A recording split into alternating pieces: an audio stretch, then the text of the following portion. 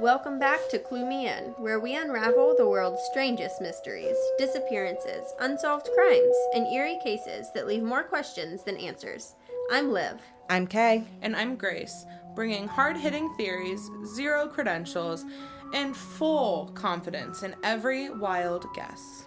Every episode, Kay and I break down a mystery, and Grace reacts, theorizes, and ultimately delivers her definitive answer. Today we're covering the heartbreaking and bizarre case of the Sodder children, 5 siblings who vanished during a house fire on Christmas Eve in 1945. Oh, don't ruin Christmas. I know. This one has it all. Shady insurance guys, strange sightings, a Christmas Eve disaster, and a ton of clues that just don't add up.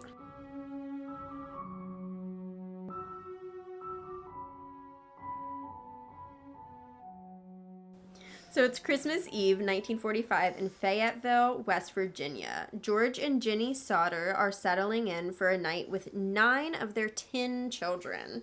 Their oldest son, Joe, is away serving in the military. So they were a respected family. George was a successful businessman who ran a trucking company, and Jenny was a stay-at-home mom.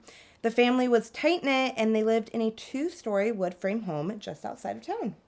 Around 10 p.m., 5 of the kids, so there's Maurice, she's 14, Martha, 12, Louis, 9, Ginny Jr., 8, and Betty, 5. So these 5 kids, they asked to stay up and play with their new toys, and Ginny says, okay, but she just tells them to remember to turn the lights out and lock up before they go to bed. Okay. So she took the youngest 2-year-old Sylvia and went to bed. So around 12:30 a.m., Jenny wakes up to a phone call. It's a woman asking for someone. Jenny has no idea who it is. She hears laughter and clinking glasses in the background, and Jenny just tells the woman she has the wrong number and hangs up. That's a little creepy to happen around Christmas time. Yeah, for sure. So after the call, Ginny noticed the downstairs lights were still on, curtains were open, front door was unlocked. So they followed none of the rules. Yep. Correct. So she saw that the children weren't in the living room anymore, but she assumed they'd just gone up to the attic where they usually slept. They slept in the attic. Nice. That's a really good sign that this is going to end well. So just a half hour later, around 1 a.m., Jenny wakes up again. So this time it's to the sound of something hitting the roof, followed by a rolling noise, and then silence. So at 1:30 a.m., Ginny is jolted awake again, but this time by smoke, and the house is on fire. So she wakes up George and the kids, who are still upstairs in the bedrooms, and they manage to get out, but the 5 children who had stayed up with their toys are never seen again. So she woke up, though, each time and assumed that the kids were in the attic, but never actually checked. Correct. Yeah. And also, did she go and lock the doors? She noticed all this stuff did she, turn off the lights and lock the doors? I don't know. Or did she just say, oh, this is weird, and then go back to bed? I mean, don't know. if you think about it, if you're a tired mom and you're walking downstairs, Yeah. and It you're also, just I guess, is in the assuming, 40s. yeah, which she is might have just been in a different. daze and been like, oh, those kids forgot, and gone back Yeah. to bed. I That's guess true. we That's don't true. really know Google what her mom says said. she did initially lock the doors of her house, but that's a quick Google Yeah. search. Okay. Yeah. I was just curious, but she definitely didn't go and she just assumed they were in the attic. She didn't actually go and Correct, check. yeah. Okay. That didn't is go and correct. check, yeah. Yes. Yeah, so they got out, but the 5 kids were not out of the house yet with the fire. So George tries to re-enter the house to rescue the kids. But this is when things get strange. So the ladder that is always, and we mean always, propped up against the house is gone. Interesting. His trucks, both of them, won't start, even though they were working fine the day before. So he tries to get help, but no one answers the phone. Interesting. So everything's just going wrong. Correct. Yeah, definitely. So a neighbor eventually drives into town to call the fire department because the operators weren't answering. But the fire department does not arrive until 8 a.m., which is 7 hours after the fire started. Yeah. Yeah. Also, I have a question. So the 5 kids are still missing, but she took the 2-year-old to bed. That's only 6 kids. So who's the other 3? So the other, younger kids were also in bed. So her and George got all of those kids out. Okay. Because they slept in the same bed. Yeah. So there's 4 kids outside and 5 kids missing. Correct. Yes, and then one who is in the military right now. Right. Yes. Yes, okay. All right, so at this point, like, the house is in ashes. Yeah, I mean, 7 it's, hours later. Yeah, 7 Right, hours later. right. So the fire chief tells the family that the blaze was caused by faulty wiring. But here's the thing. Witnesses say that the lights were still on during the fire, which should not have happened if it was a faulty wire. And nothing was going right. Right. Like with Right. the trucks or the For sure. fire trucks. Like, everything that could have gone wrong was going wrong. Right. Yeah. Which is kind of coincidental. Yeah, for sure. So they do a full search, but they find no remains at all in the rubble. No bones, no bodies, like nothing. So the authorities told the family that the fire was hot enough to completely cremate the 5 bodies. But the mom, Jenny, was not convinced. She even, like, spent time burning animal bones, including, like, full carcasses, in the fireplace to see, like, if that is true. And there is always something left behind. Yeah. It's a little... She's devoted. I know. I don't blame her. Yeah. I probably would be I guess, too. yeah, 5 of your kids missing. Yeah. I mean, even a house fire that hot should have left something. We might get to it, but the kids also could have not been in the house, right? She assumed you they are were, right. Yeah. but they may not have been. Yeah. Yeah. All right, you ready to get into the official clues? Yes. All right. So, first came the witnesses. A woman claimed she saw the Sodder kids looking out from a car window as the house was literally on fire in the background. I spoke too soon. So the 5 kids that weren't, like, Yeah. weren't Okay. harmed. So what I just asked is Yeah. kind of confirmed. Yeah. Okay. Yeah. Again, as I've said in past episodes, if what this woman says. Right. is true. Yes. Yes. Which is like, I want to just believe everything I hear, but then it's like, people really do just make up crap. But also, like, if that's true, then where are they?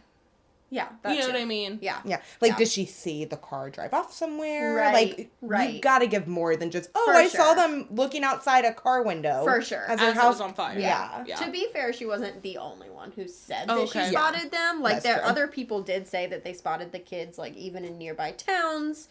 And one person said that she saw them at a hotel the next morning Oh. with 2 adults who were Italian. And she said when she tried to talk to the kids, the adults refused to let her near them. And she wasn't concerned? Well, she told the police, so... So she was concerned. After, though. Yeah, that's true. Yeah.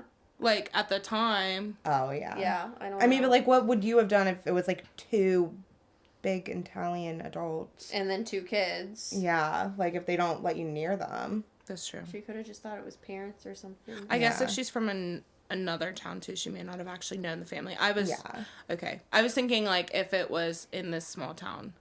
And everybody knew everybody. Yeah. No, I get That's that, yeah. true. But if it's Yeah. okay. Right. Yeah. Yeah. Okay, so let's focus now on the Italian people that were there. This is when things get interesting. George, the father, was very vocal about his hatred for Mussolini. So, like, he didn't just dislike the guy. Like, he talked about it constantly and to, like, anybody who would listen. Not everyone appreciated George's passionate rants. Yeah. So, like, one insurance salesman especially did not take this well. So, George refused to buy a policy, and the guy straight up snapped. And get ready for this, because this is exactly what he said to him. He said, your gosh darn, replace that with not very nice words, house is going up in smoke. And your children are going to be destroyed. You're going to be paid for the dirty remarks you have been making about Mussolini. That aged so well. Yeah. Almost like everything that exactly happened. Yeah. Yeah. And maybe he had an in with the firemen. You know, could have had connections. You are totally right. So, a lot of people think that George's anti-Mussolini views might have made him a target. And there's even a theory that the mafia or some kind of Italian crime ring kidnapped the kids as revenge. It's always the mafia or a cult or The government. demons.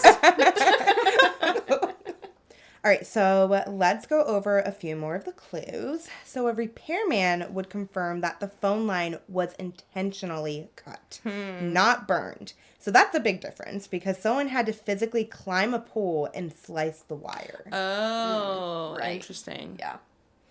Yeah. And then remember Santa Claus? Good old Saint Nick. Right. So a few months later, their daughter Sylvia actually finds a small green object in the yard that looks like a pineapple bomb, which is some sort like a military explosive. That mafia might have. Oh, Yes. yeah. Yes. So adding to that, one bus driver passing by the house that night said he saw people throwing what looked like fireballs onto the roof. Of just this one house. Mm-hmm. Okay. Which is like, a very common occurrence. Oh, obviously, yeah. All the time. All the Yeah. time. Nothing Throwing fireballs. suspicious. Mm-hmm. Yeah. Yeah, someone was also caught stealing a block and tackle from the Sodders' yard shortly before the fire. So that could have been used to tamper with the trucks. Like, because remember how his trucks wouldn't start when he tried to start them? What's a block and tackle? It's something that you would use to, like, pull an engine out of the car, right? Oh, okay.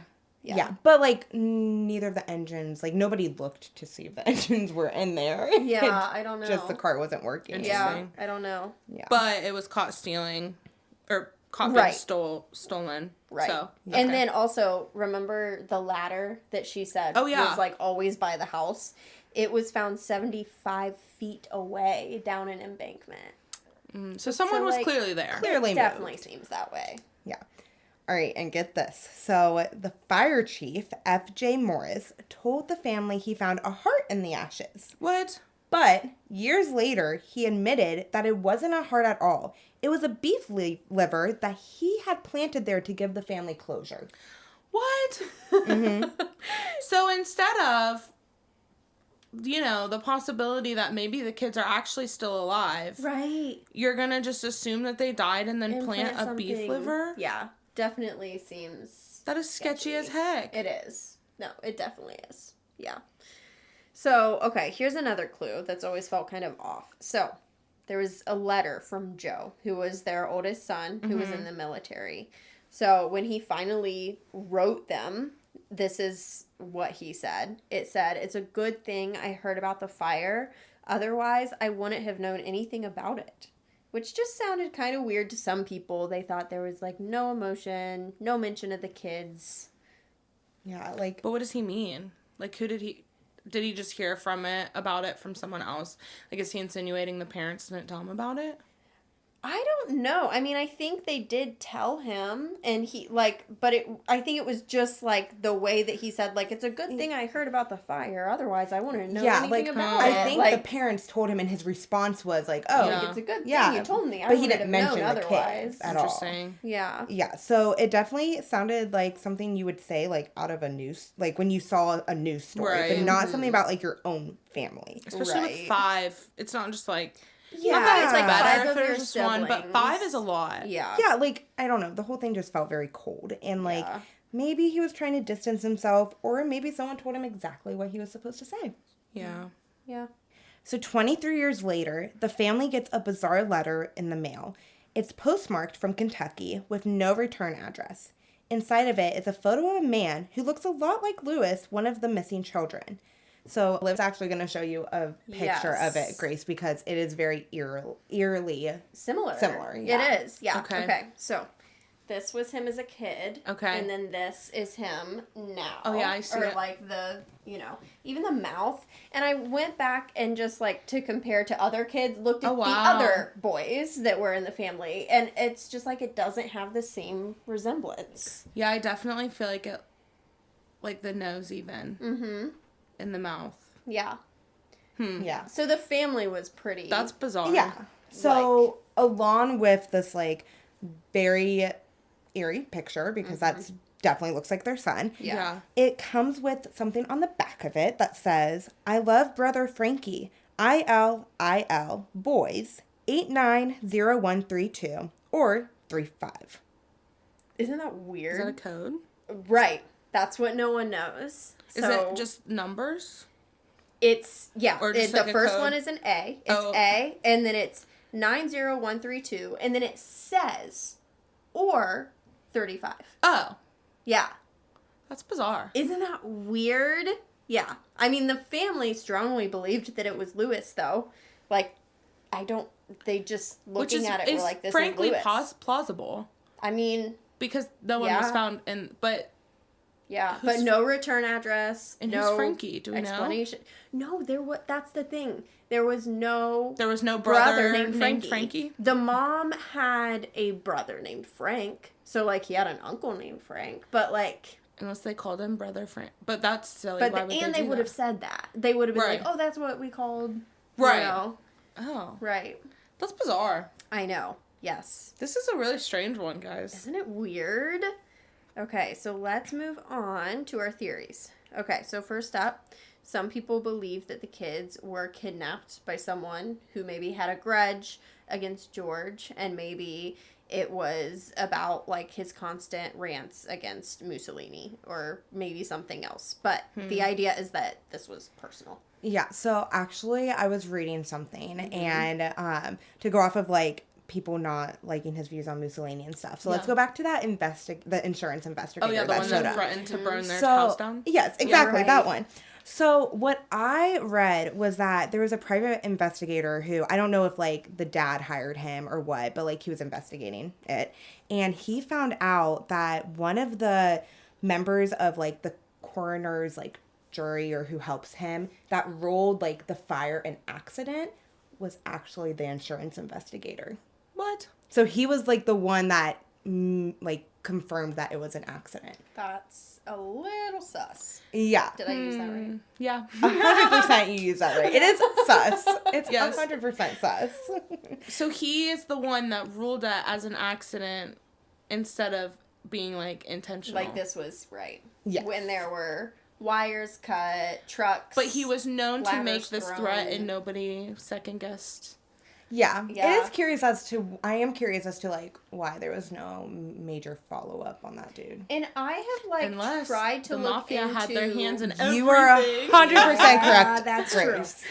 That's a good point. Or if, I mean, even if I joke about the mafia, but if every, like Mussolini and all these people were connected. Yeah. And they have connections in all of these areas, you can easily brush things under the rug. For sure. 100%. Yeah.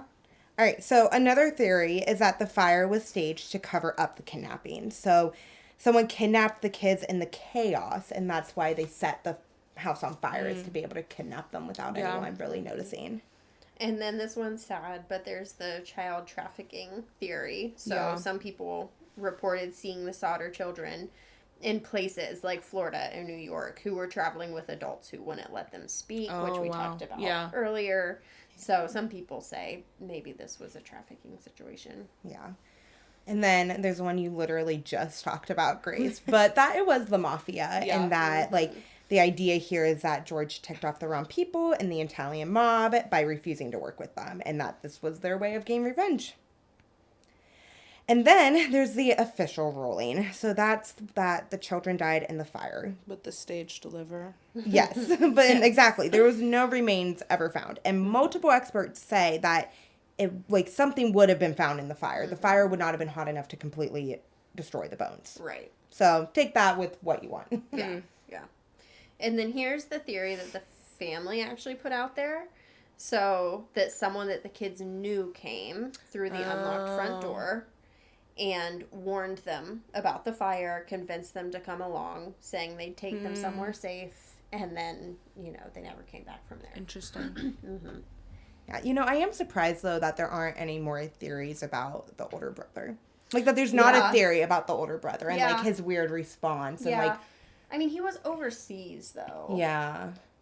His response was weird, but it could also just be taken weird. And that's it. Like, that's the only thing. I feel like letters are hard, too. Yeah. For sure. I don't know. It's My like brain just wants to jump to, like, the brother was It is- involved with it. Yes. Well, the brother was involved with the Italian mob and, like, was on Mussolini's side. Yes. And, you know, all that. Like, my brain just jumps there. Yeah.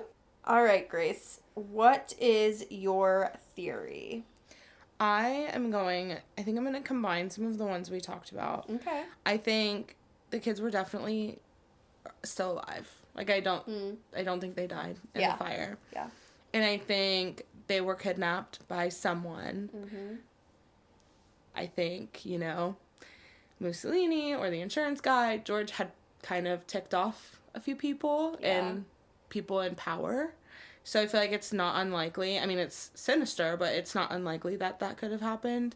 And I do think that the fire and, like, moving everything could have been, like, a good cover-up of the kidnapping, and also to, like, rule everything as, like, oh, they just died in the fire. Because otherwise, it's a kidnapping. Right.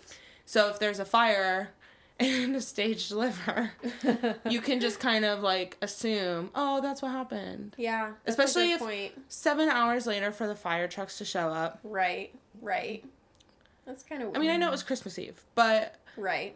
That's still so bad. Yeah, and I mean, like, we have to remember the thing that was found. Like, she heard it hit the roof, and they found it, and the dad, who clearly had knowledge about that type of stuff, said it was, like, a bomb. And the phone lines being cut. Like, everything was so intentional that it's not like a fluke accident fire, and then, oh, yeah, you don't find the remains, but you can, like, assume they're there. Like, there's so many other factors. So, call it the mob, call it Mussolini, whatever you want.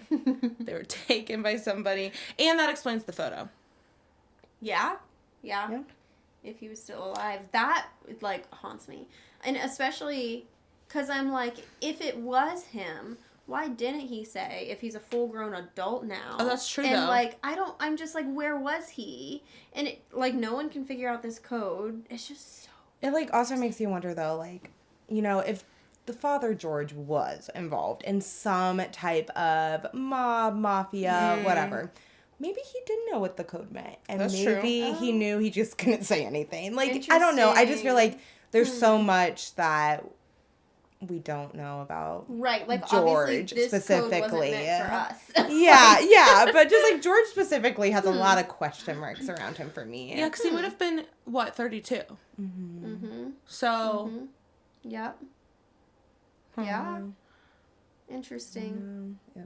Guess unless it was, like, a code that the family knew, and then maybe they just are keeping it quiet, or kept it quiet. I guess this was a long time ago, but kept it quiet just because, like, they knew the truth or whatever, and I don't know. Weird, yeah. It's definitely weird, bizarre. It is weird. Yeah. Sad.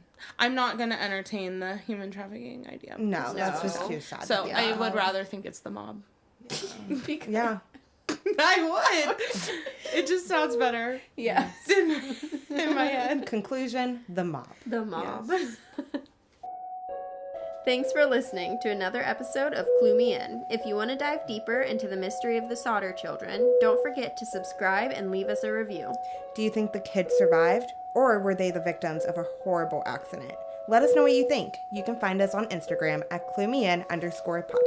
And if you hear a strange noise on the roof on Christmas Eve, it may not be Santa Claus.